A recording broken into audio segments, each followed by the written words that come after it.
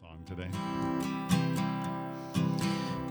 B-side, back, rolling in, as usual. It's back. A new ditty. This one, in honor of my favorite meal of the day. Breakfast. Breakfast. Eggs and bacon. Breaking the fast. Yeah, And it is bacon, not sausage, or it's. Okay, so this is like asking about what kind of pizza do you like? That's a tough. Because I believe that's multiple categories of food. Thick, thin, hand-tossed. I actually have rarely met both people who are both. I have met bacon people and sausage people. So I'm an equal opportunity. Yeah, why choose? Pork. I don't know. if I'm exactly. It depends on the total context of my breakfast. So if it's just the side, right? Yeah. I'm breakfast plate. Yeah. Scramble. Okay. Hash browns. Yeah. Your side meat is bacon. Yeah, it's bacon. Wow. Especially from Southwest Diner. Yeah. Brilliant. That bacon is ridiculous. Now, if it is a sandwich, a breakfast sandwich, and it is specifically a Hardee's biscuit, Yeah. because I am totally cheesy like that, I like the sausage. I like Yeah. the patty. Yeah. And then every now and then, like if I have a good chunk of or a good plate full of runny egg, again going back to the plate, Yeah. I like a good link that I can chop up and put Same. in the slop. So an egg over easy on the toast or the hash browns. I want sausage in the mix. Yes. Not bacon. Which really kind of the through line there matches up to my pizza preference as well. So when toppings. Yeah. When it comes to the pork option, the answer is yes. All of the above. Pork belly. Yeah. So I want to give a quick shout out on the tune there. Eggs and Bacon by Mr. Ian Leith. He is a St. Louis. He's a good old school Granite City kid that is an expat. He's now living in Chicago on the South Side. Is he really? So so even though he's not here, yep.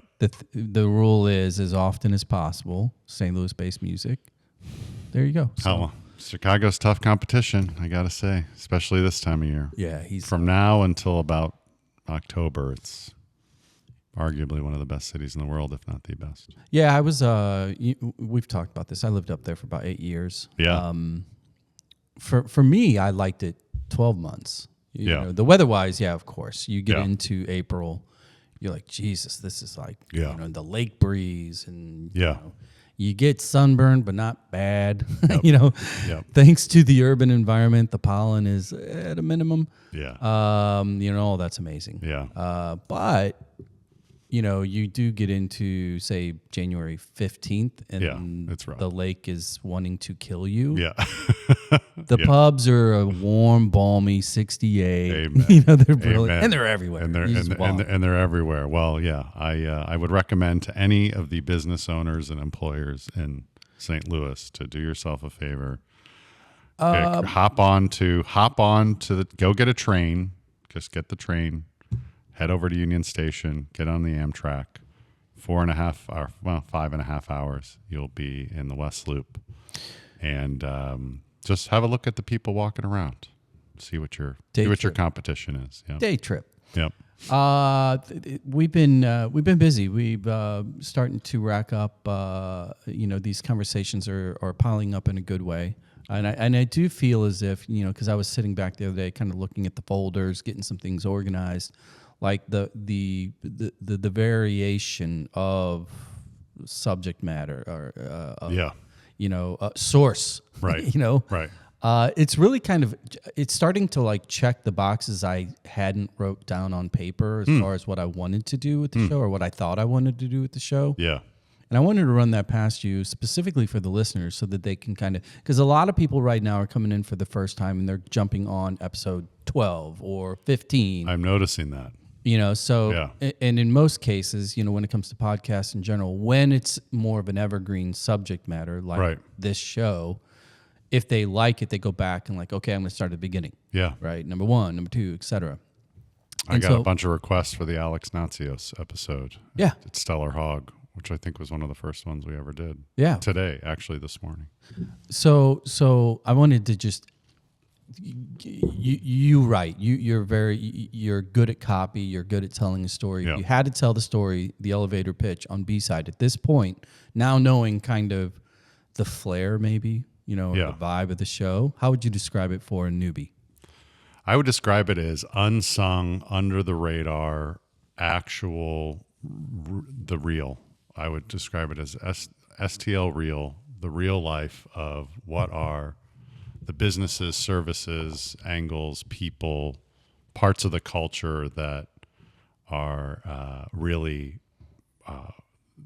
that are the magnet, if you will, and not only getting people here but keeping them here, and that once more that are often kind of unsung. So I feel like there are a lot of other options in terms of the media and in terms of some of the different things going on around town and coverage and influencers that are covering certain aspects of St. Louis. And this is sort of the other side of that coin. But as you can tell from that meandering, I do not have the elevator pitch down just yet. But I think that that was going to be my follow-up. But kind of the unsung. You might want to work on that. Yeah. So we need some help. But I'm also really I it's kind of funny. Like I think the market needs to tell us like what parts are interesting, what are they liking, what are they viewing. I mean, the conversation with you and the guest Jim Gable about data centers. I mean, I would have thought that would have been the last thing, and that was one of the most viewed episodes ever. Yeah. And from a smaller, from where is he from in Indiana? Evanston. Yeah, Evansville. So it's like there's different cities and different things, and you really never know what'll hit. So yeah, I think it's cool. I think. What about you? Like, what are you sort of? I mean, you're looking at the numbers. You're seeing that. What's coming up for you? So the numbers. So when I look at the numbers, it's for me the only thing I ultimately care about is up and to the right. Yeah. So what like whatever the metric is, be it followers, downloads, etc. Yeah. It's moving in that direction. Yeah. But I think what it's done is what I was hoping it would do, because I get so tired of kind of the played out narratives and the descriptions of what is St. Louis, who am I? Yeah. And I think without even as much as it's fun, and this is gonna sound awful, to belittle some of that. Yeah. The reality is, the majority of people that are listening are actually on board with that as well. Yeah. Because it is how most of us feel that live here, that live in our community, our neighborhood, be it Webster or Demond, etc. We know that the real St. Louis is much more diverse, is much more has significantly more options than what we're fed. I had no idea this was here. Is the if I had a nickel for every time. And I also think too, a lot of the options out there in the ether, so to speak, they're interviewing a lot of St. Louisans. Yeah. And who is really interviewing the people who have adopted St. Louis as their home? Who's asking the question of, the person not from here, what worked, why did they stay, or why didn't they stay? Who's doing the exit interview, which I think we touch on a little bit, which is really good. And then what's keeping you? And those are the things that's a perspective that I would love to I just want to keep hammering on. So last point on that is the parallel, the human element is what I'm realizing is what matters. And I compare and contrast this to Soccer Dad Pod over, my other baby, right? 300 episodes in on that, 350 actually. Here's what I know. Unbelievable. I can bring on, and I have multiple times, true superstars of the game, American superstars, Tab Ramos, Alexi Lalas, the names that everybody knows, right? And we as soccer fans are like, oh my God, our minds are blown. We get to talk to this, my childhood idol, right? Yeah. And we do the episode and the numbers are good. And then a week later, I can bring on said sideline mom who danced in high school and have a conversation with them about the soccer and youth soccer and academy and travel and all this stuff. And boosh, that up and to the right is parabolic. Well, it's like when Will Esgay was on the show, I thought the most interesting parts of that conversation had nothing to do with soccer. Exactly. I know I'm biased, but and I'm really that's what I'm proud about of the show. So if you're listening, thank you for listening and continue to support. Send it to a friend. We're taking those human elements of St. Louis, the things that actually make the wheels turn, and fuel it. Yeah. Right. And that's the fun part. Before we bring our guest on, I do want I'm going to play a little clip here because you sent it to me this morning. On the daily, your feed is flooded with third-party interpretations. I love the negative sale. I think there's a way. The negative sale. Yeah, I love the negative sale. And I'm a huge fan of self-deprecation and rivalries, right? God, but St. Louisans are not. They do not like it. Well, you saw my Kansas City one the other day. That went over well. And then anyway, that's a whole other. And the Mets announcer. Oh man, people are so I'm going to play this. I'm going to play this. This is a TikTok clip that you sent me this morning, and I want to get some quick real time feedback on that, and then we're going to bring our guest on. Here we go. Let's see what we get here. Find out how you truly feel about a city once you see how expensive their Ubers are. When you go to New York, you're like $100 from the airport. That's what it is. It's New York. I just saw Uber Black here in St. Louis was $68. So he just got landed. Angry. I was like, "Who do you think you are, St. Louis?" Comedian. $68. Nothing costs $68. It's a house. You get a house here for $68. That's the promise of St. Louis. What do you think you're? You think you're New York? You think you're? And here's my favorite part. You think you're Chicago? No, this one. This isn't even Indianapolis. Bingo. Savage. Burn. You sent that, and I'm like, oh my God. This dude. That's it in a nutshell. And guys. I get it. He's a comic and whole 9 yards. But no, that's what I get when we pick people up at the airport. That is the exact speech that's sitting there waiting for me every time for years. People don't understand. Well, keep them coming. I kind of like. I will. I experimented with this, and I think I like it. We'll pick the best. Stupid clip of the week, and we'll play at the beginning of every show. Yeah, at least in the short term. So, without further ado, short term. Well, I want to thank Vinh Tran for coming on. Thank you for joining us, sir. Really appreciate it.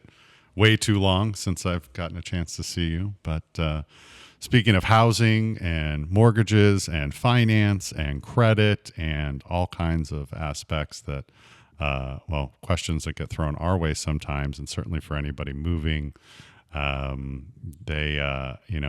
met you. What did they used to call you? The brain surgeon of of lending. Sure, we'll go with that. Was that? Yep. So I just really I'm really looking forward to chopping it up with you today. Yeah, so likewise. Thanks for coming in. So.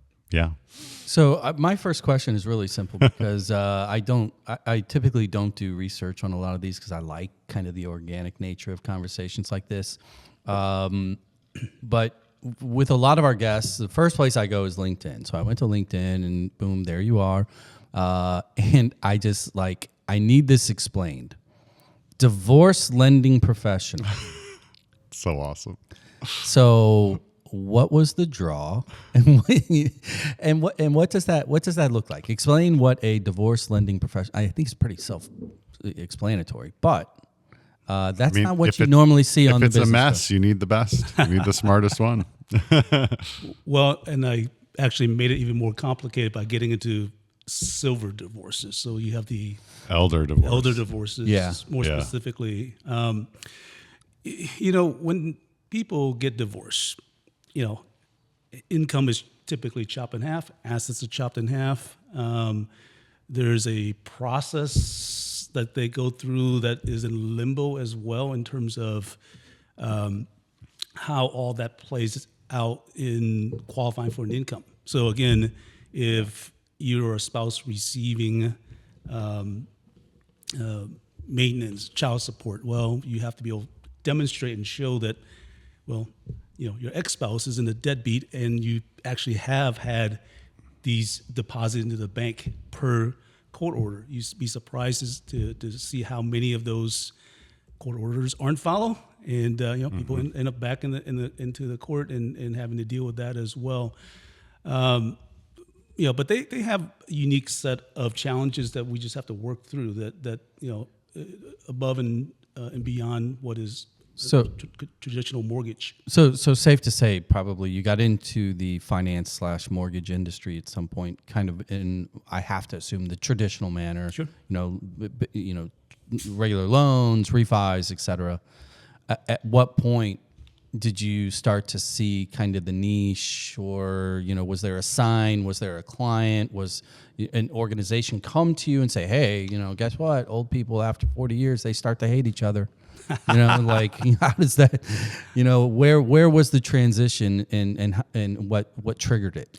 No, that's a good question. Yeah, I tell people I love helping young families get their first home. It's a very important milestone in their life's journey, and I can have an impact there. But as I help seniors in particular, something happened that was very different. Typically they're at the end of their earning years. Whatever is all they have to work with. Ultimately, what I was able to do in the senior space that I couldn't do in this other space was I was able to help. I had seniors that were in foreclosure proceedings, and once you get to a place when you're getting a foreclosure, that means lots of bad things have already happened up to that point. You missed a bunch of mortgage payments and other payments as well. You can typically see somebody's credit score, in the 300-400s. If you don't know what that is, it's not good. Yeah, that's not high. Yeah. It's like a $68 black Uber. I mean, I wouldn't know, but I've heard from other people that it's you don't want that. You want to aspire to be a little bit more than the 300s at, Anthony. I mean, I wouldn't know anything other than, mid sevens, but yeah. So as part of that process, in the last 8 to 10 years of my career, I have focused really a lot more on seniors. And so I'm going to use these two words that are fairly benign apart. Reverse mortgage. Yeah. And somehow when we put those two words together, something happens. And I think a lot of it is just a lot of bad legacy stories that are out there in ways that are not helpful. Just like anything else, you start, it wasn't regulated very well. And so people took out things that they didn't understand. Yeah. And why is the gut reaction? It's such an unbelievable life-saving tool, especially for aging in place, especially with where are you going to go, exactly, especially with the cost of nursing homes and care.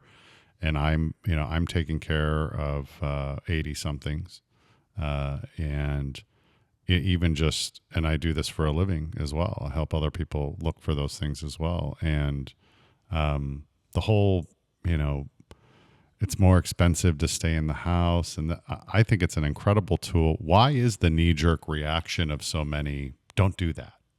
Like what, and by the way, if you do end up wanting to buy the house, there are still ways we can still get first right. I mean, as my sister says, I'd rather deal with the bank than my dad. But it's such a great tool. Why don't more people, is it just an education thing? Where's the bell I think curve that's there? the biggest part. So every client I've ever met with, I always ask this question. When you hear the words reverse mortgage, do you have positive, negative, or even neutral? Yeah, or they just know nothing. Yeah, what do they say? Well, I have a theory though, because I think, especially when it comes to mortgages and finance in particular, I think so many of us still have PTSD of 2008, 2009, and when you think of derivatives and all these words that the vast majority of people don't understand, all they do know is that a lot of that crashed and it ended up like, But was it because of reverse mortgage? No, it wasn't. But that's my point. I think it's like we hear new terminology in the financial marketplace that isn't just kind of like, here's your equity, here's your principal, And here's your interest. they hear credit default. They hear, oh my God, somebody's trying to rip me off. Yeah, got it. So I think it goes way further back than the subprime days. Yeah. To me, we have to take a journey all the way back to somebody's family legacy from the Great Depression. Yeah. Actually. Yeah, I would So there's a agree with that. lot of just stories and things that get passed on to the next generation. Hey, whatever you do, get this home paid off. I own the house. Right? Yeah. That way the evil bank can't come and take this away from you. It's an emotional. Bootstraps and peanut butter. Yeah. Well, back in during that time, that was real. You didn't have the skinny down payment world. You were typically a 50-50 equity partner with the bank, and you had about a 3 or 5 year window to pay this off. Yeah. If you didn't, well, the house is about a third of your annual salary. yeah, well, that's a different conversation. But So you're out there getting the concept, getting the idea of reverse mortgage out into the community as an option. well, it's not only just a community. I think it's in terms of the end user, but it's really getting the professionals, financial advisors, to really understand it as well. Because ultimately, for the vast majority of our population in the United States, they have more in home equity in retirement than they actually do in investment. Yeah. You can make a statement about that, but that's just a reality of how it The assets are in the house. correct. So it's the accreditation. So it's exclusive of home furnishings, auto, the investment number, the it's not that high. You really have to include the house. Would you in say the portfolio? Do the numbers bear out? Would you say that this is if there's a through line across the country as far as like what that looks like from a macro perspective? Is St. Louis kind of in the norm? Are we in average? Are we above average? Do we have more people that are elderly boomers that have, because I think of all the suburban St. Louis County in particular and all these fiefdoms is what I'll call them. There's tons of houses, tons of equity, and there's not a lot of kids. There's not a lot of young families that are kind of, penetrating those places.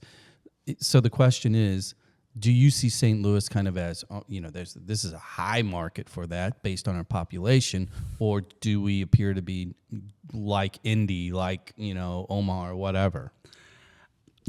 I would say we're probably very representative of the population at large. I mean, Really? I haven't done the study to answer that specifically, but I think that distribution probably is true of anywhere. I mean, seniors, in retirement, if you're going to stretch your dollars, Midwest is not a bad place to be. Yeah.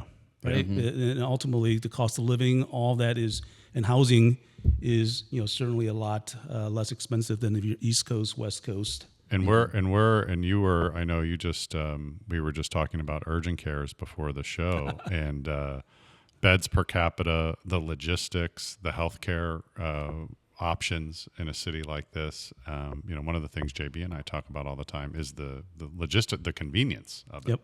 And to be aging somewhere where it's not a hour and a half mission every time you walk out the door. You can get appointments.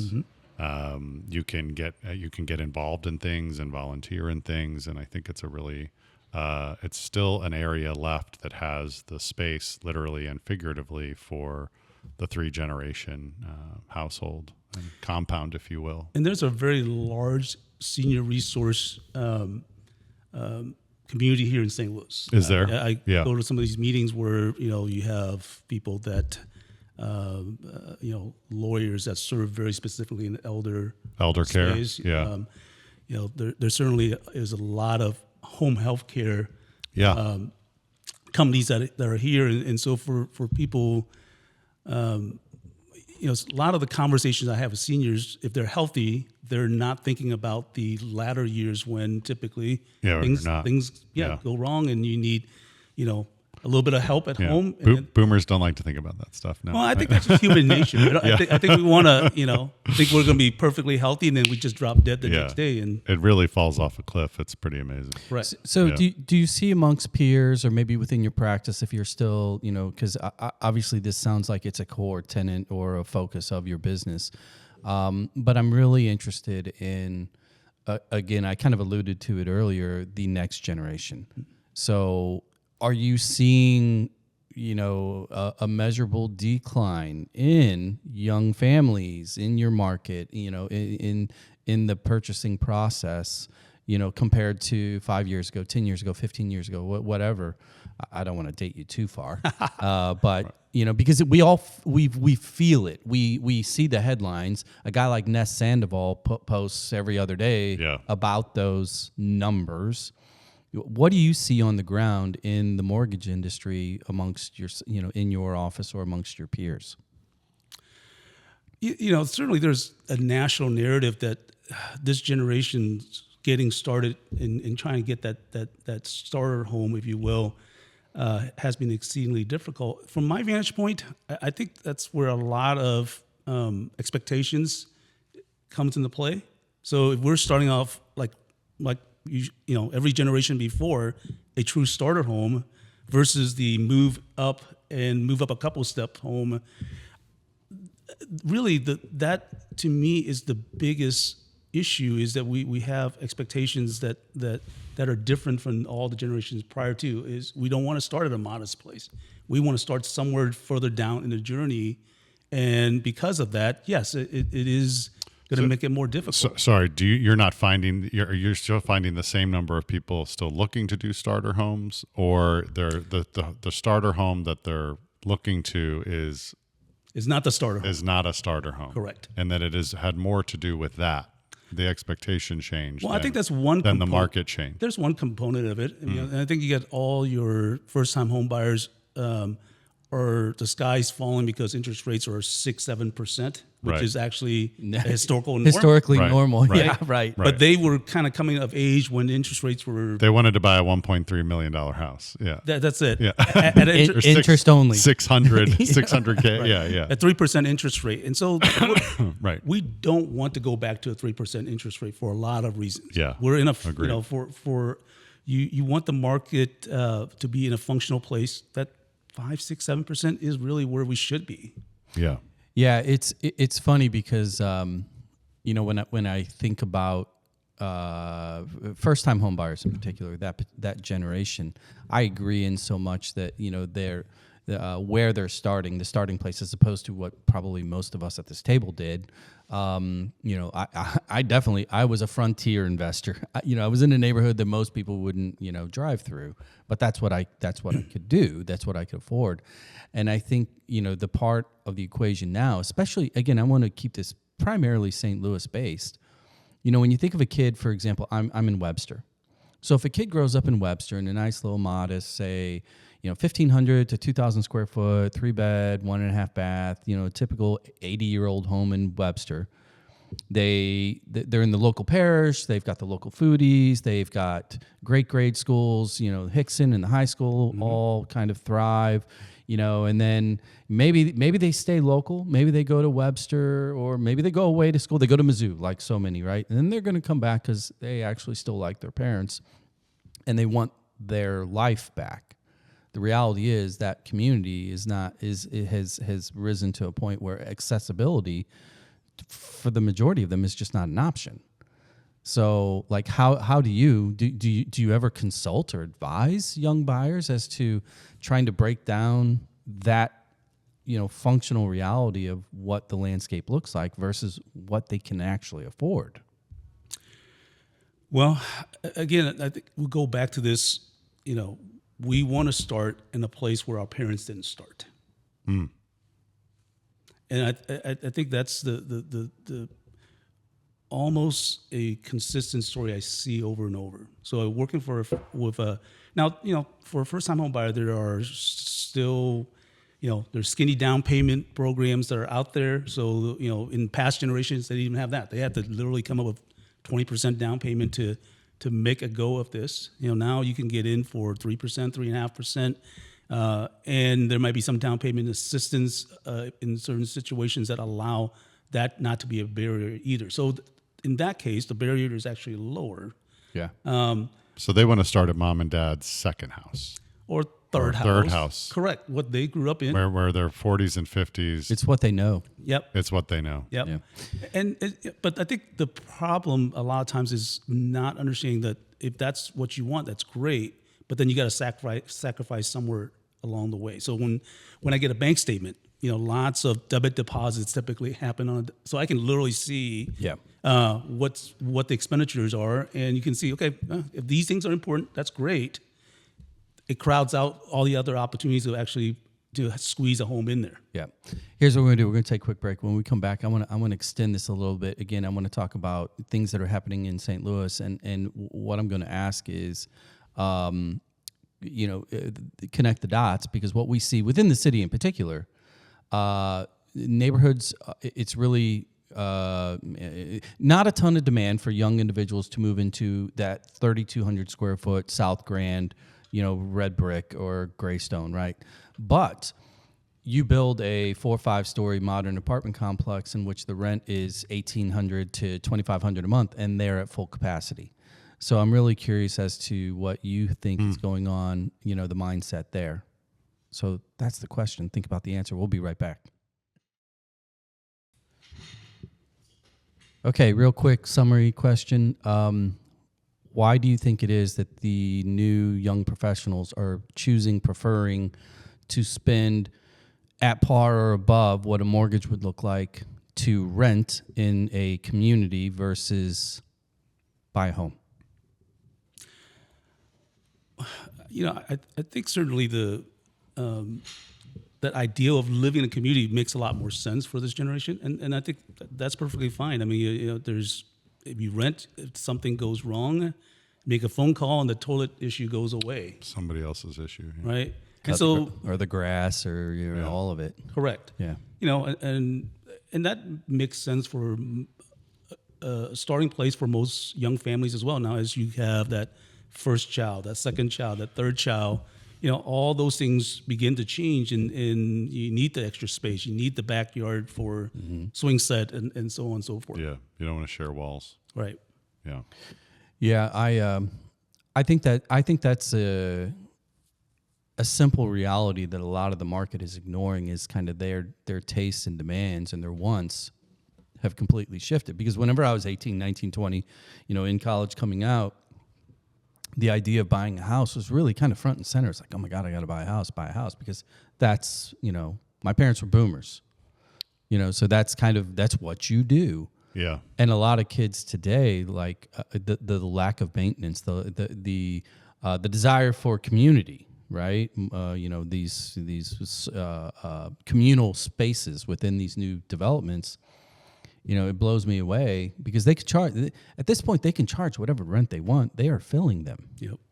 So I can't believe how much the rentals are around. What do you see with you? It still blows me away. I mean, we'll go around, and Well, places and buildings that I remember were $750 a month, $900 a month, and even I'm talking kids out of school, summer internship, first job, and they're going, these buildings start at $1,900 a month, and they're paying $2,300 a month, and the kids don't even blink. So I'm really curious. curious. So used to it at this point. For you, Anthony, question to you: your clientele, are you seeing an up trickle in older professionals, not old, but older, Yes. wanting rental over equity? Yeah, so we're all kind of Gen X. Our average age is right, I want to say 50, 51. Money. Is kind of, yeah. So Money they're ball. all in the prime, kind of in their prime earning years.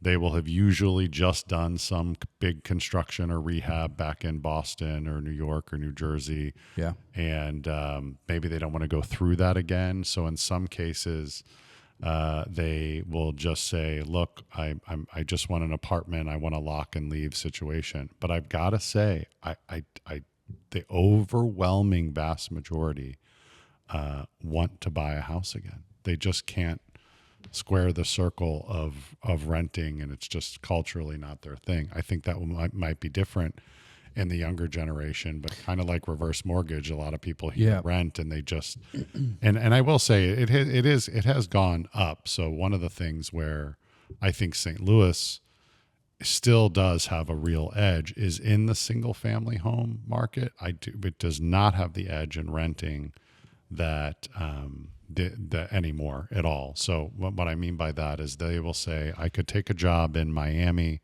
Chicago, Nashville, or some city I've heard of. Yeah, the rent rates are close, and the rent rates are close. And so they're like, it's the same thing here to rent. And so that's true. And I think St. Louisans and a lot of the companies here really need to understand that, because the last time many of them rented an apartment was probably in the early 90s. Yeah. And so they need to understand. But then when they're in Lindenwood Park, when they're in University City, when they're in Olivet, when they're in Crestwood, when they're in Baldwin, when they're all over the region, Afton, Bridgeton, St. Anne, and then they go, wow, I can have a house and a yard. Now that I cannot do in San Diego. That starts at 900 at minimum in Kensington, but in even in DeMun, even in Richmond Heights, even in Maplewood, for $500,000, which might even sound like a lot to St. Louisans. You can still get a really nice home in a great school district in Glendale here for $500,000, and people need to understand that starts well into the millions in a lot of these other cities. Denver, I mean, goodness gracious. So Vin, my question to you along those lines then is, as an official part member of our panel, of the STL brand committee, the quote real brand committee. We often get into this debate. It's fun. I don't think a lot of us really understand it, though, when it comes to St. Louis, describing it as cheap. Most people are like, oh, don't say that dirty word. Do you take the affordability angle? Yeah. How do you view St. Louis, specifically through the lens of real estate and what you see as people come into market? Are you experiencing kind of the same kind of feedback loop that Anthony's describing, in so much that when you're here, it is real expensive, but the optics from afar is that it's an advantage? Yeah, I think everything in life is about perspective, right? So if you live here, this is all you know, and yes, it all makes sense. I had a client that moved here from Seattle. They sold they list their home for $1 million. Finally got it sold for $1.5 million. Right. So, not a bad deal to have 50% over ask. But even to get it done, the such a competitive landscape, the buyer gave them an earnest money check for $250,000 that went hard immediately. Wow. No contingency. If we didn't close, here's $250,000. This is in Seattle. This is in Seattle, right? Wow. And they came to St. Louis and bought a home for half of that price and twice the size. Yeah. Yeah.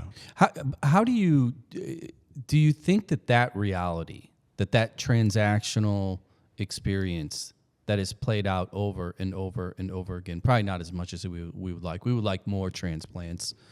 Why are we not capitalizing on that as run that thing up the flagpole over, as much as I love St. Paul sandwiches, but, right. We're still going to do that, by the way. Yes. Going from 1.5 to 750 and doubling your square footage, that's a story. Does it bother you that we're not getting that out efficiently? Because we are struggling in selling ourselves, and this is a significant competitive advantage. Yeah, so I work on a one-to-one level. I mean, obviously, I think as the St. Louis community, yes, that is a story that needs to be told, over and over. The people that are transplant here need to tell their friends that are living in Seattle, and they do. Some do struggling. Yeah, this is a great place to raise a family. We've had some Seattle folks on this, and I've always wanted to ask you. You and I met back in the day. I had a lot of clients from Germany, and we had folks from Hong Kong. We had folks from Brazil, other areas, and they were. It wasn't so much they were renting. It wasn't so much single family homes, but helping. Foreign-born and international folks, and really now young folks and even U.S.-based folks understand our credit. So to understand, when you were talking about debiting, so one of the things I always thought was so interesting was how credit cards. I mean, we would have to explain checks. We would have to explain to landlords. Speaking of renting, one of the things that we would have to do, particularly in St. Louis, that it was not used to. out of town renters was helping them understand their credit and vouching for them. Talk about that system and how that's kind of changed generationally, and then also as it pertains to moving to Missouri and the St. Louis market. If there's anything for anybody who's coming into this market, what do they need to know credit-wise, and what do they need to know if they do want to come in to buy a home? What does that look like? Well, if they're moving here domestically, no difference. Same exact system, but we're talking same about everything. Yeah. Yeah. Now internationally is an option. What is there anything particular to our market or anything of that nature? I don't know about our market. I think it's the United States in general. I mean, it's just a different system that they have to understand. And so, I know, the clients that you bring in are, maybe C-level type of. We had C-suite level people who couldn't get a $500, credit card at Target. Yep. Yeah. $50. Yeah. Well, and one in particular comes to mind of helping him to reframe a little bit of how to think about this process. So, if we have a salary of $1 million with all these bonuses, we see ourselves a little bit differently. As you said, we can't even get a credit card, of $500. And I remember he was really proud that he just paid off the car. And we were like, no. You are so un-American. Yeah. No, you need to loan and get yourself in hock. This is how it's done here. Come on. Right. Go beyond your means.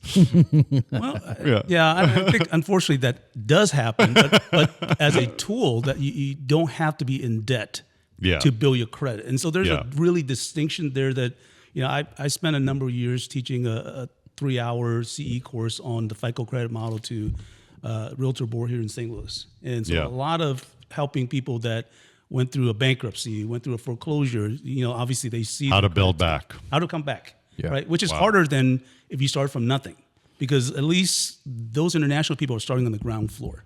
Yeah. The people that are coming in with bankruptcies and foreclosures are somewhere in the ground. Having never had money, and then have folks who've never had money, and then folks who had a lot of money and then lost it. That is a very different, different mentality. The scarlet letter B, right, for bankruptcy. Yeah. Are you teaching any classes now? Is that still a thing? Do people still need that kind of credit support, or is it kind of more out there in the lexicon and in the culture?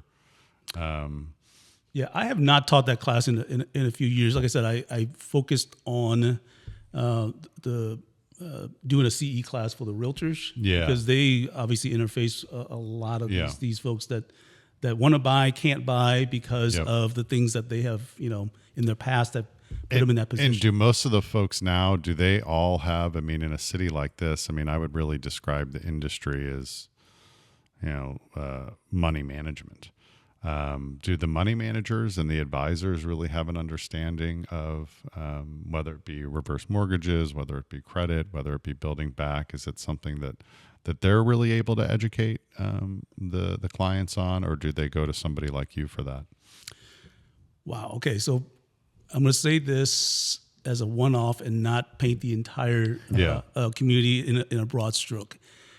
I had a conversation with an advisor one time it was actually a shocking conversation, because he came up and said, "Hey, you teach this class on credit." Yep.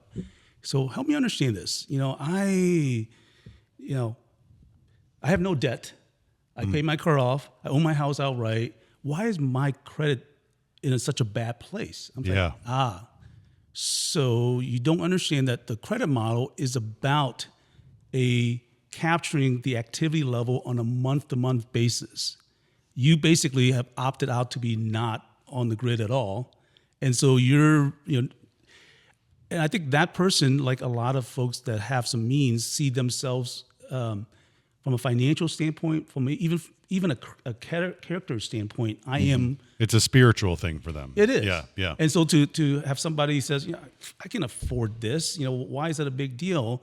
Or even if they get credit, it's at a different rate. Okay, because we live in a world that's very litigious in the United States. Yeah. So all the lending institutions have to be able to come up with a model that says, okay, I lend to you. Yeah. and to you exactly under the same paradigm. And so ultimately, it isn't coming down to, well, I like you better, Anthony. I don't Right. like you as much. That becomes a lawsuit that's waiting to happen. That tracks, by the way. Yeah. So. And do you, one of the things, we're there. One of the things that people really notice too when they come here is, why are there 3 times the number of banks? Do you come into that? I mean, so many community banks. I mean, everybody's moving to St. Louis. And credit union. PNC, Bank of America, Wells Fargo, Chase, and then as we're going around town introducing them to the city, they're going, "What is happening?" Yeah. Every other block is a different bank. Do you kind of get into that world as well in terms of the lending, or is it more national stuff? Well, I'm sure it's both, but so it is shocking for me to drive down Manchester as well. That every block there's 3 banks. it's 3 banks, Right. all a different name. Well, and the crazy thing is nobody's ever in, like traditionally in the old days, everybody walks in on Friday afternoon and cashes a check. Nobody does that anymore. It's a ghost town in every single one of these institutions. Well, except for Columbo's down on Manchester. Yeah, Okay. that's You true. can cash your check there. Oh, yep. But they're building more and more buildings that go up every single day. I don't know what is going on in those buildings. Yeah. So I think that really is more on the depository end of it. I don't really, Or deposits. get into that part of it. But no, I scratch my head as far as that goes as well. Yeah, how's everybody? A lot of money in town. That's for sure. So how long have you been in St. Louis? 48 years. Yeah. What brought you here? Wow. How much time do we have? Yeah, So This is a 1 terabyte card, so we got plenty. sweet. Yeah. Okay. Well, I'll be concise. So I was born in Vietnam. My family left Vietnam after the fall of Saigon in 75. We left about 78. I spent a year in a refugee camp in Malaysia. But from there, I actually came straight to St. Louis because my family was sponsored by a local church here in Clayton. We liked it so much, we never left. I never left. Some of my siblings have, but this is where I choose to make home. yeah. And were you ethnically Chinese, or were you guys? So yeah, I know you speak Cantonese, right? So I do. Yeah, I'm 3rd generation Chinese, born in Vietnam. At the time when we left, there was probably 1 million, 2 million ethnic Chinese in Vietnam. It's a very large minority population. And it's still probably the largest minority population there today. How large is the population in the St. Louis area? Because normally when these things occur, there's groups that move into said area. Bosnians in South City, or Iraqis outside of Detroit, et cetera. What's it look like in St. Louis? It's not as concentrated for that period of time. So I certainly the Bosnians, this was the epicenter of where everybody flocked.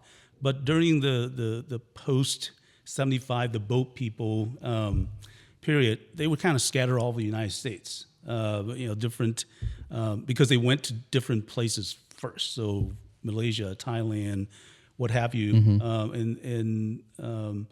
it really came down to a lot of different organizations that sponsor these families, and so by virtue of that, that population kind of spread all over the place. Are the churches still active in that work? I'm sure some of them are. Maybe still. Yeah. So over time, I mean, I love the social studies aspect of our conversation now. This is fun. Assimilation within St. Louis Metro, Missouri, because the state, the optics, the culture, the ideology, the politics, all of it has just been chaotic would be a polite way of putting it. How has that process been for you, for your family? 47 years is a long time. You're here, you're St. Louisan. But can you talk a little bit about, maybe, what it was like, whether or not St. Louis was difficult to adapt to, or was welcoming, or somewhere in the middle? I think it was somewhere in the middle. I mean, so I'm the oldest of 4, by virtue of being male. Everything that kind of had to go through me. As I was the interpreter, I was everything that the family needed to survive. You oldest children, I'm surrounded. No pressure or anything. But A small job you had there. Yeah. ultimately, unlike maybe some of the clients that you deal with, they get choices, right? They're trying to, do I take St. Louis over some other city? Right. And we're waiting through offers. I think it's a different experience when you come as a refugee and immigrant. This is where you're going. Yeah, this is where you're going. Yeah. And it's been said that the journey of being an immigrant is very entrepreneurial because everything is like a startup. You know nothing. Yeah. And I jokingly tell my kids all the time, I didn't have Google to do anything Right. to help me out Right. in '79. Yeah. It literally was finding ways to survive, for the family to survive. How old were you when you came here? I was just a bit shy of 10. Okay, perfect. What high school did you go to? So I went to Metro High School, not too far down the street. Awesome. Right around off Van Venner there. Yeah, but I actually went to the previous version of Metro High School when we were in this old Jewish synagogue on Washington off of Kings Highway. Yeah. Okay. Yeah. Yeah. So we didn't have a gym. We didn't have any, the niceties that they have now. Yeah. So after all these years, Metro, and then where'd you go to university? Did you college? Yeah, I started at Mizzou, and I ended up graduating from UMSL. Okay. So, would you consider yourself a St. Louisan? Absolutely. And if you had to describe that to somebody from afar, what is that? Hopefully better than my elevator pitch. He'll probably have this dialed in. I always come from I have two kids, and I come from the vantage point of this is a great place to raise a family. Yeah. It's the affordability makes sense. The green space is here. There's lots and lots of things that are actually free to do that other big city folks are actually shocked by. And you can do all these things for nothing. And by the way, I'm not sitting in gridlock Yeah. 24/7. Oh my God. And you have a kiddo who plays baseball. So like going to those practices, how many games are there a year? I think we may play close to 100 games this year. Right. How do you do that in Yeah. Houston and Yeah. Florida and how do you do that in the other traffic? Tell me about that. Yeah. How old is he, by the way? He's 16. So club baseball, high Club school baseball. Yep. Yeah. We're looking at So it's your life. Yeah. It is a lot of my life. Yeah. Yeah. I get it. I have soccer kids. Yeah. So, two boys, boy, girl. What? I have an older daughter, and my son is freshman in college, and then a sophomore in high school. Okay. My son. Where should she go to school? If it's all right to ask. No, that's fine. She's down in Arkansas at a school called Harding University. A lot of kids in Missouri and St. Louis are going down to Arkansas. Well, so that brings me to another question that we talk about often on the show, and this is like one of our major exports is our children. We put them through these incredible neighborhoods, these awesome public and private high schools. We give them this taste of green space and urbanism, art, culture, all of it, right? And then we send them off to schools, and they meet a whole bunch of people from around the country. And then when they start to figure out what they want to do, many times St. Louis is kind of not the destination that's going to, transact that deal. Are you in that process now? Now that you have kids that are one in college, one about to go to college, do you think about that as far as like where you would want them or where you see them? And do you think St. Louis is capable of keeping them? I do think about that. And, I am excited that my daughter seems like she wants to be back here once she's done. Mm-hmm. Again, she's an accounting major and going to sit for a CPA. There's certainly lots of opportunity here for that, when she's done. But yeah, I think, that's a big draw. When I deal with these seniors, they are sort of moving where their kids are, but unfortunately their kids are still nomads for the most part. And so they sort of hitch onto them and become nomads as well. Yeah. So they might boomerang back. I wanted to ask you too, in your experience in elder care and sort of the silver tsunami, if you will, that's upon us, and the sandwich generation of Gen X. What is I've said on the show a couple times, the last 4 out of 5 projects we've had have it wasn't so much even moving the kids, but it was moving mom and dad and taking care of mom and dad who are older. And that was actually a bigger part of the decision than the kiddos. It used to be house, school, and now it's how can I take care of my parents?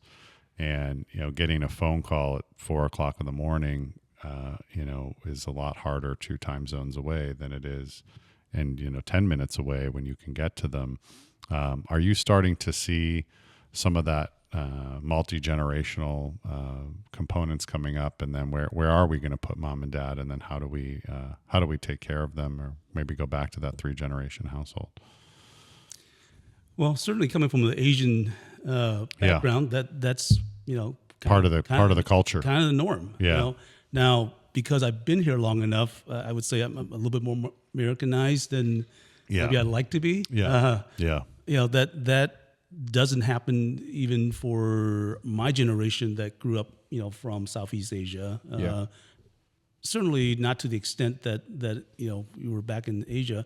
Somewhere in between the American culture and the Asian culture, so that does happen. Yeah, the Americans and that waspy culture, man. They all have their own home and their own thing, and they leave the parents. And what is up with that? I don't. But I think so working with the confines of what makes sense in this culture. I mean, I think here's what most seniors want. They want to have the ability to age in a place that's safe. They want to have the ability to have their dignity about themselves, to care for themselves.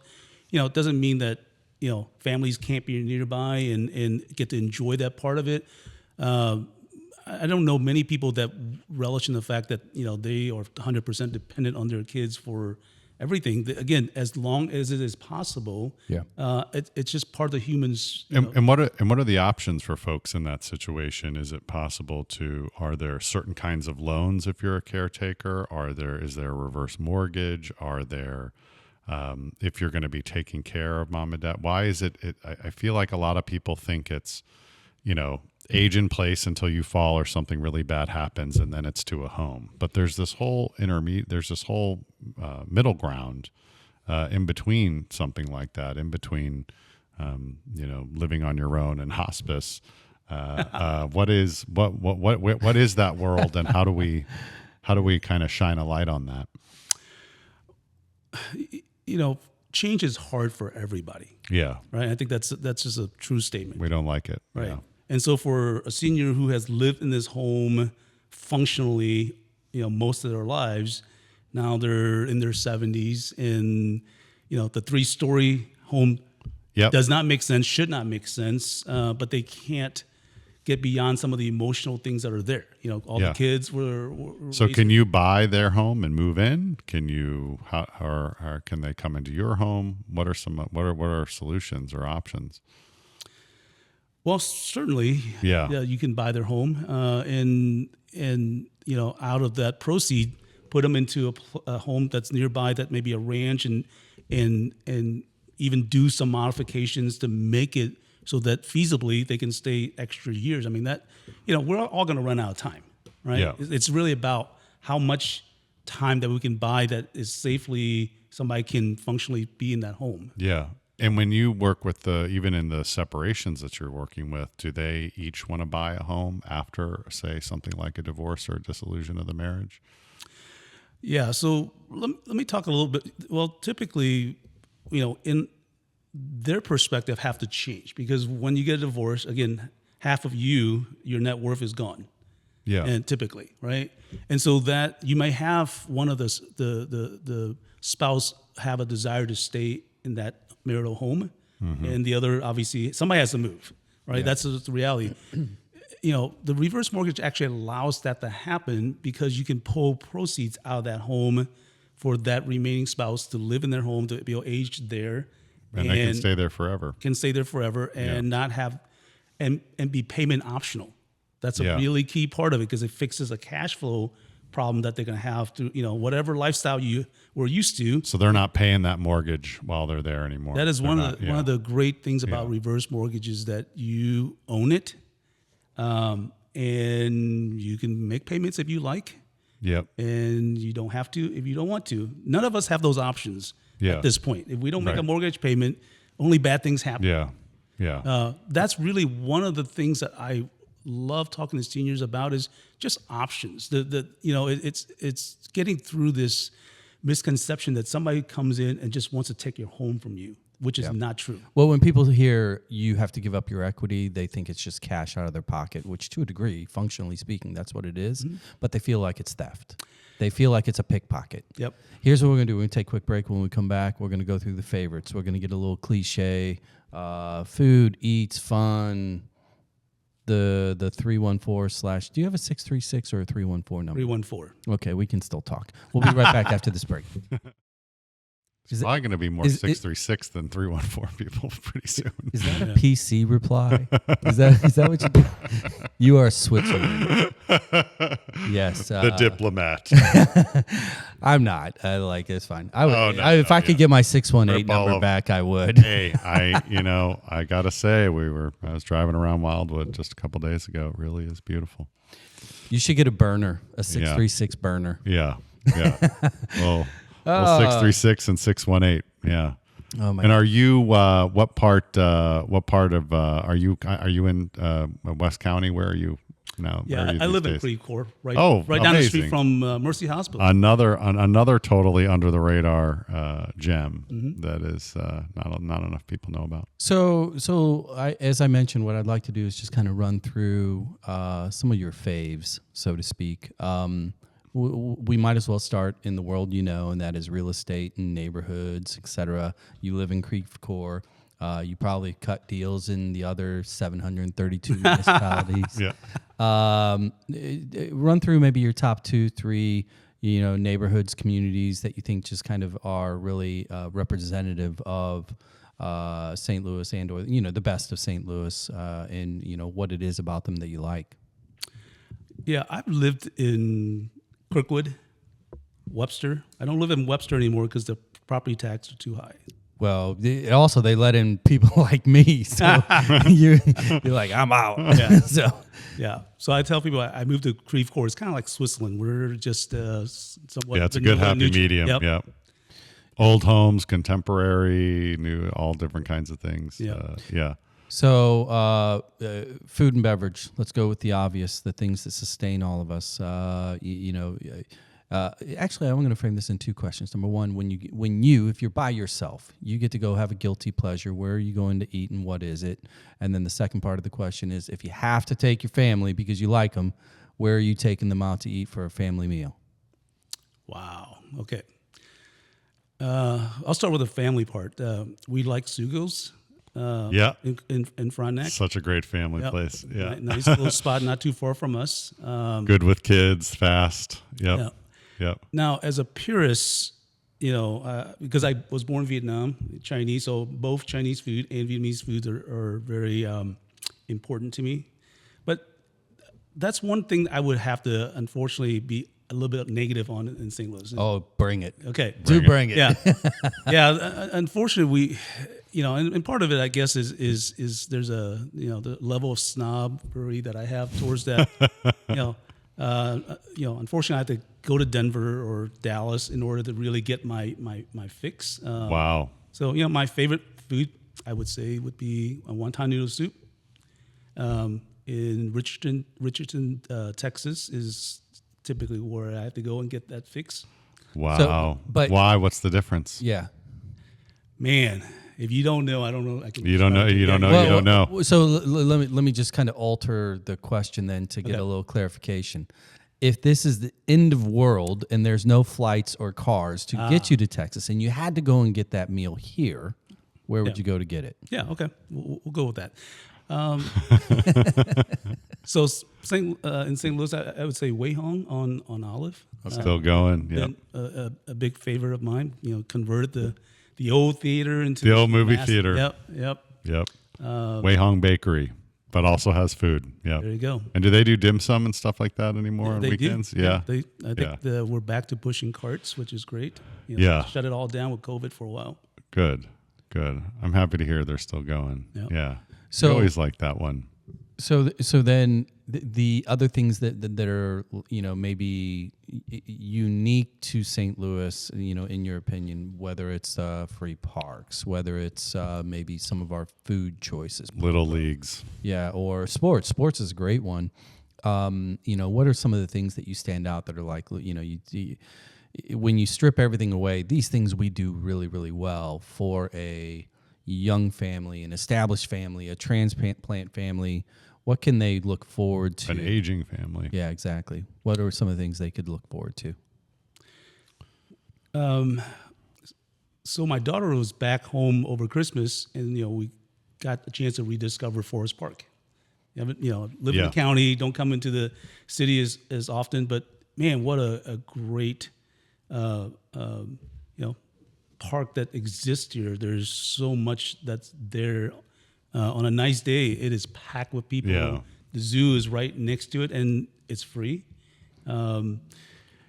I think we did a lot of those things early on as kids, and they sort of Do they circle back as she comes back from college now? Yeah. Is it kind of cool again? to Yeah. go In back fact, she to had a that stuff? friend here, and that's what we did together. That's amazing. It was cool to be able to show off, St. Louis a little bit to somebody from Oklahoma. And can I ask you? I don't want to get too in the weeds on property taxes, but I have people right now literally choosing between, as we speak, between Kirkwood, Webster, Creve Coeur, the city.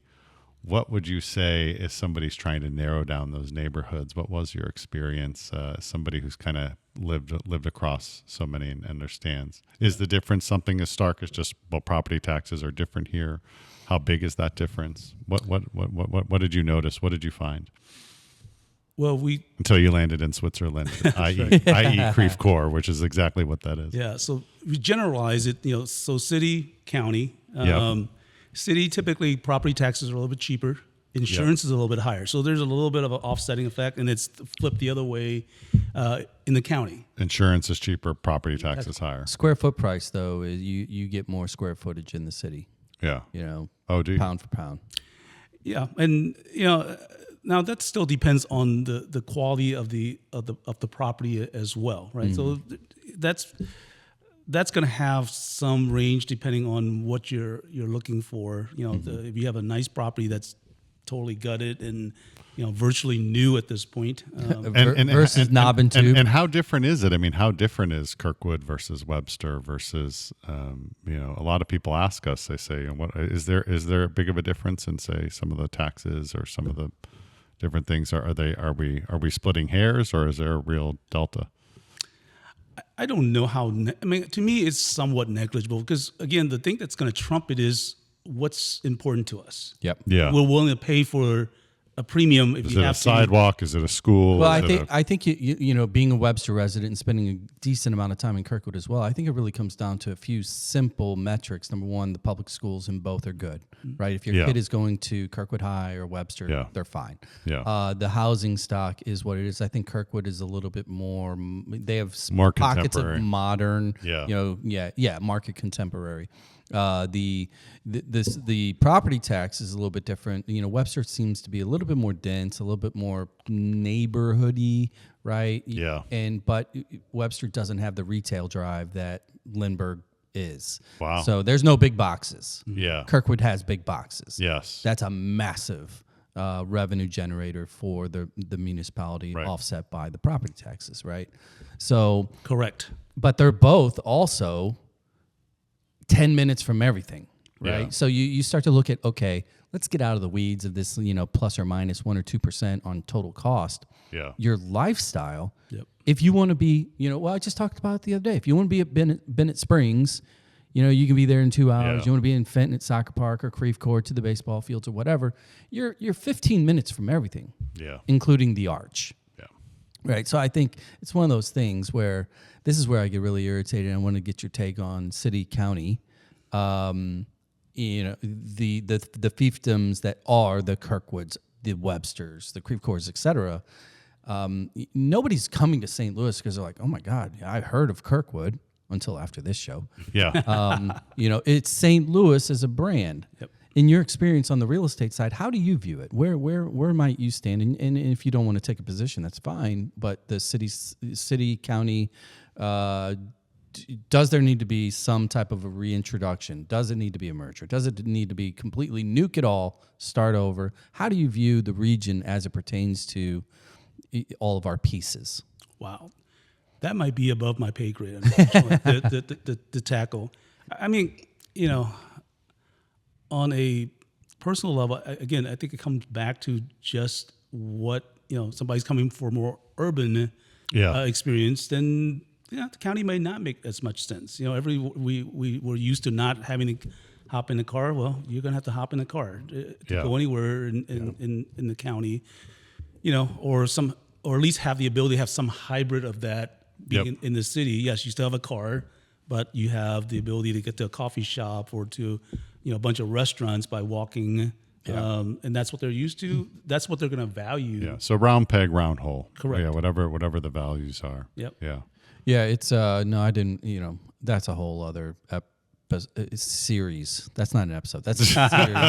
That's a series. But it's just always interesting because we can literally we can take any one of these communities, any one of these neighborhoods, so to speak, and we can break them down and kind of like what I just did and say, hey, look, schools, access, restaurant, food, it's cheap to a degree. It's really just affordable, and then accessibility. Going back to Heather, accessible urbanism, affordable urbanism, right? Either one. So the rubric, yeah. Final question. Desert island St. Louis thing that you get to take with you, or you get to tell somebody like this. This is the quintessential St. Louis product or service. What is it for you? Without a doubt, Ted Drew's. Yeah.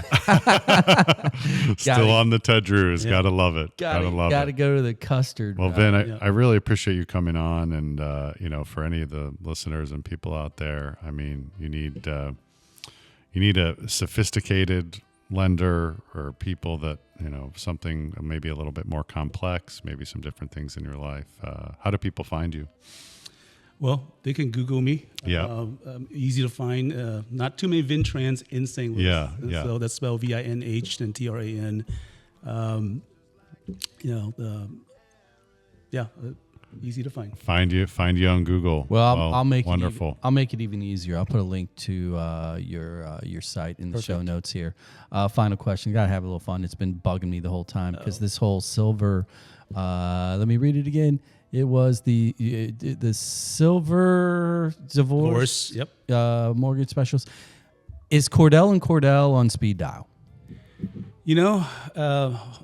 I would like for them to be on speed dial. So if somebody is listening to the show, I'd love the chance to come and talk to you. Yeah. I love it. All right. Well, hey, we're going to roll out of here. Thank you very much for your time. This has been a lot of fun. Yeah, it's been great. Anthony, until next time, I'm going to roll out with a little bit of bacon and eggs on a Friday. Until next time, see ya. Bacon and eggs. See you guys. Thank you. Turn into a sonnet dedicated to the girls that she